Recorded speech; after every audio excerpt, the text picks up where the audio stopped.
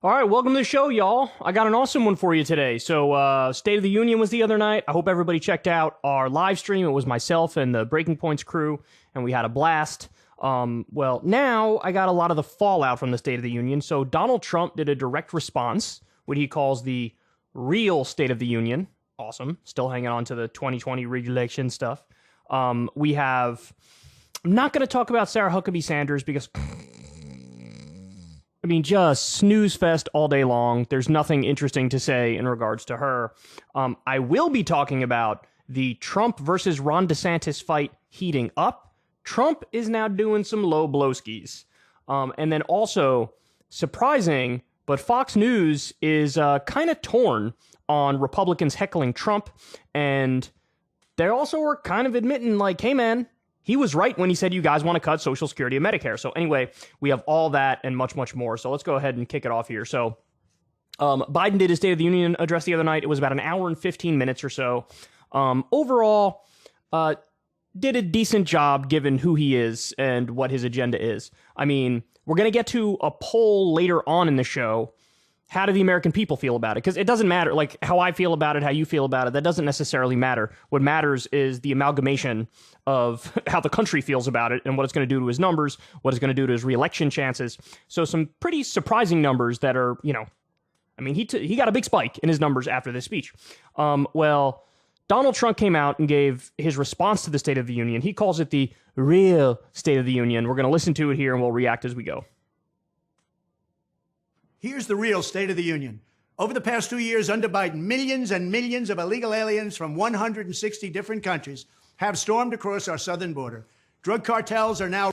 All right, fact check real quick. You guys know this already. Biden has kept in place Title 42. He's kept in place Remain in Mexico. He's expanded some Trump border policies. So the criticism from the right that he's not hawkish enough on the border, he's not right-wing enough on the border, that is absurd, frankly. I mean, Biden is a guy who in the 1990s talked about how we need a fence at the southern border. Fence is, a more PC word for wall. This is a guy who, we reported on this show, he's been filling in some of the gaps in Trump's border wall. So really, the only criticisms of Biden that I understand on the border are criticisms that come from his left, where people to his left are like, hey man, you're a little too conservative on the border. So I don't buy this line of attack at all from Trump, but this is Trump 101. I'm strong on the border, I'm tough, he's weak, and he's going to ride that into the sunset. Raking in billions of dollars from smuggling poison to kill our people and to kill our children. Savage killers, rapists, and violent criminals are being released from jail to continue their crime wave. And under Biden, the murder rate has reached the highest in the history of our country. That's not true. That is factually inaccurate. I remember we went over all these numbers back when Republicans were running on the crime wave in the 2022 midterms. And then, of course, Republicans underperformed and Democrats overperformed. They leaned too heavily on this narrative of like crime spike, crime spike, crime spike.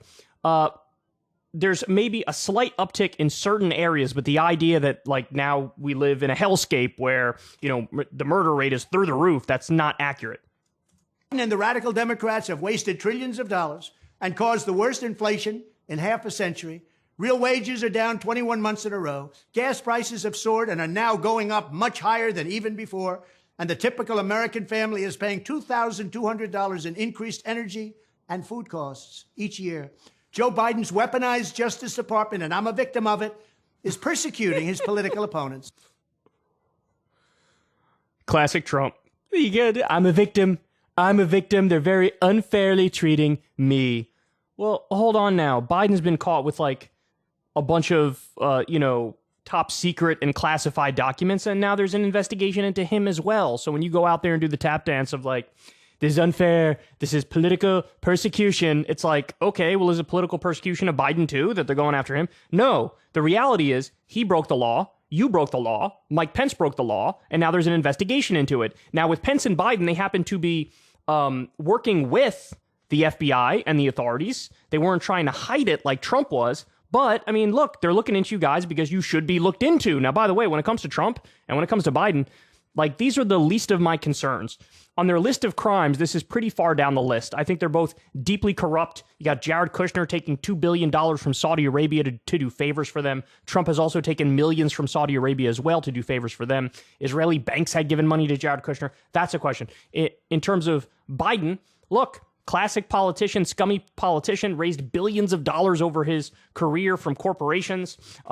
There are questions about the Hunter corruption stuff and him taking money from Burisma and potentially China and things. That's the stuff I'd be more interested in investigating. But he's doing the classic, I'm a victim, you're beautiful, smart, best president ever, better than Washington, better than Lincoln. You have to understand, I am being unfairly targeted here. And it's just, come on, man. It's just so silly. His administration is waging war on free speech. They're trying to indoctrinate and mutilate our children. He's leading us to... Come on. The waging the war on free speech thing is hilarious because Trump just sued CNN for hundreds of millions of dollars because they were mean to him and they said messed up things about him. And it's like, okay, well, you can't say I'm the free speech guy and then sue them. That doesn't make any sense.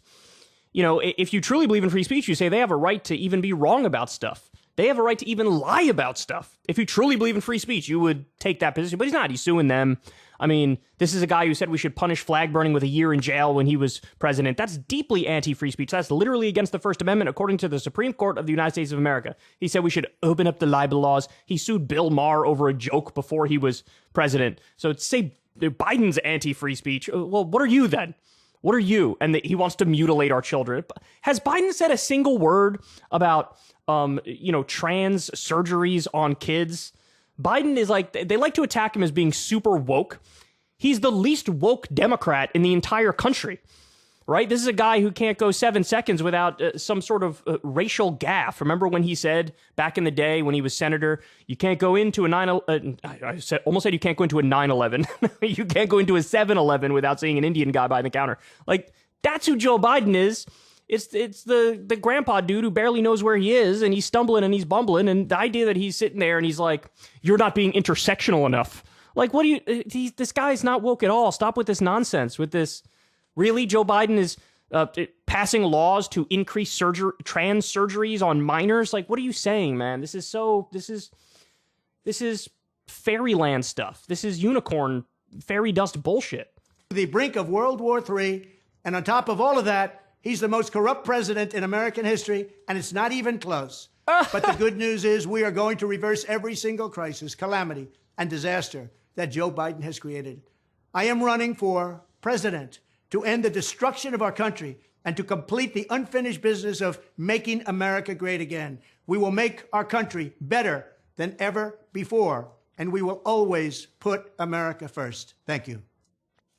All right, so look, the positives, if I'm being kind and I'm looking for positives, it was short, it was snappy. By the way, I had it on 1.25 times speed, but it was a short address. It was a quick reaction. I'm sure he wrote this before Biden even did his State of the Union. But, I mean, classic Trump, he overreaches and overreaches and overreaches. Look, if I'm him, the line of attack that I go with against Biden is it's not about the woke stuff. It's not about the culture war. It's not about trans issues or free speech.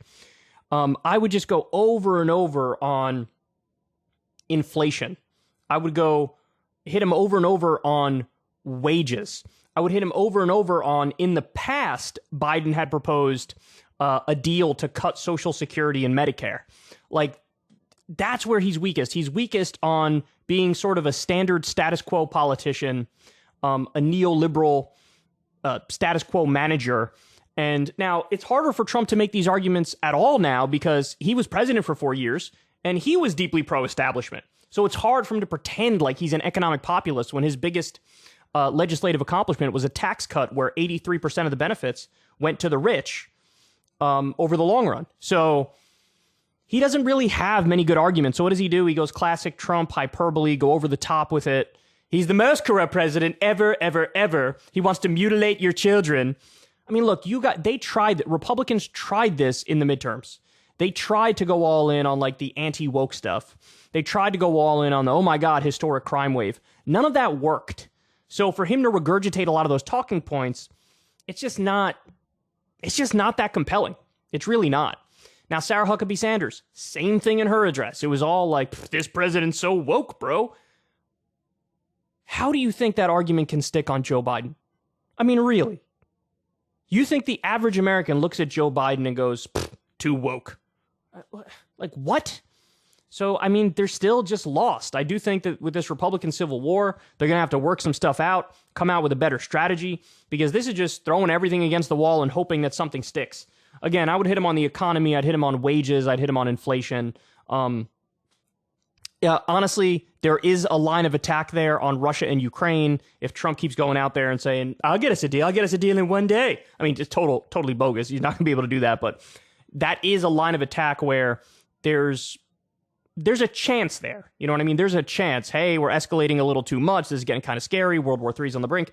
He could lean more into that one. He had a couple lines about it in here. But that's really his best chance. But he still strikes me as kind of weak, kind of vulnerable, kind of lost. But he's trying to get his name back out there again, man. We'll see if he comes back to Twitter and Facebook. If he does, then you'll expect to hear a lot more about Trump.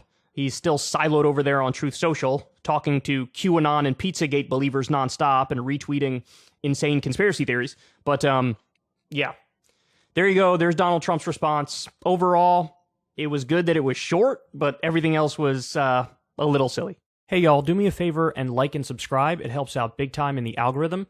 Click the bell as well for notifications when videos drop, and watch that video on screen right now. You know you want to.